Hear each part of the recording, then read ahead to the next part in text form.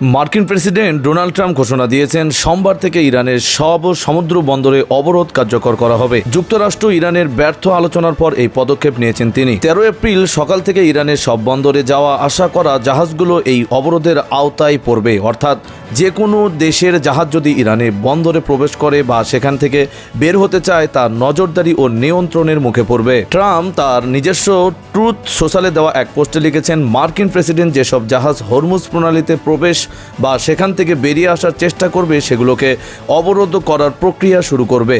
কোনো এক পর্যায়ে আমরা এমন একটি অবস্থায় পৌঁছাবো যেখানে সব জাহাজকেই ভেতরে প্রবেশ এবং সব জাহাজকেই বাহিরে বের হয়ে যাওয়ার অনুমতি দেওয়া হবে।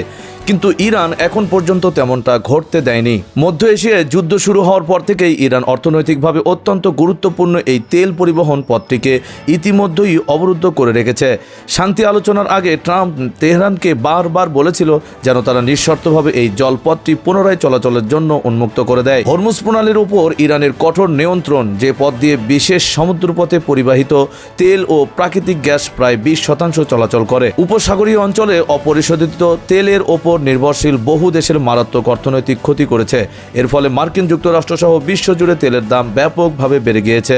যদিও ইরান গত মার্চ মাস থেকে এই জলপথ দিয়ে কিছু জাহাজকে যাতায়াতের অনুমতি দিয়েছে, যার মধ্যে কিছু জাহাজকে বিনামূল্য এবং অন্যদের কাছ থেকে মাসুল আদায়ের বিনিময়ে ছাড় দেওয়া হয়েছে। তবুও তারা এই প্রণালীর উপর নিজেদের নিয়ন্ত্রণকে কাজে লাগিয়েছে। তারা এই প্রণালীতে মাইন বিস্ফোরক পেতে রাখার হুমকি দেওয়া সহ বিভিন্ন কৌশল অবলম্বন করে বিশ্ব অর্থনীতিতে ব্যাঘাত ঘটিয়েছে এবং ট্রাম্প প্রশাসনের ওপর চাপও সৃষ্টি করেছে। মার্কিন নেভাল ওয়ার কলেজের আন্তর্জাতিক সামুদ্রিক আইনে অধ্যাপক জেমস স্ক্যার মতে, যুদ্ধরত পক্ষগুলো পরিদর্শন ও তল্লাশির অধিকার প্রয়োগ করতে পারে। এর অর্থ হলো ওয়াশিংটন এবং তেহরান নিরপেক্ষ নয় এমন জলসীমায় এমনকি বেসরকারি জাহাজগুলোকেও থামিয়ে তল্লাশি করতে পারে এবং সেগুলো যাতায়াতের অনুমতি দেওয়া হবে কিনা সে বিষয়ে সিদ্ধান্ত নিতে পারে।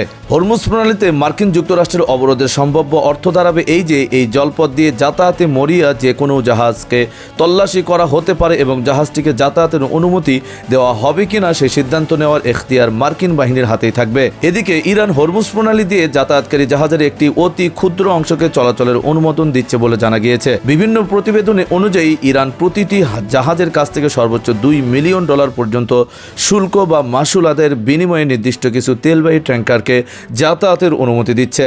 তবে এর চেয়েও গুরুত্বপূর্ণ বিষয় হলো ইরান মূলত এই অঞ্চল দিয়ে কেবল নিজেদের তেলবাহী জাহাজগুলোকেই প্রবেশ ও প্রস্থানের অনুমতি দিচ্ছে। যুদ্ধ শুরু হওয়ার পর তেহরান দৈনিক গড়ে 1.85 মিলিয়ন ব্যারেল অপরিশোধিত তেল রপ্তানি করতে পেরেছে। তথ্য ও বিশ্লেষণকারী প্রতিষ্ঠান কেপলার এই পরিমাণটি গত 3 মাসের গড় রপ্তানির তুলনায় দৈনিক প্রায় 1 লক্ষ ব্যারেলের বেশি। মার্কিন যুক্তরাষ্ট্রের পক্ষ থেকে চাপানো যে কোনো অবরোধে তেহরানের ওপর অর্থনৈতিক আঘাত হানবে বলে আশঙ্কা করা হচ্ছে।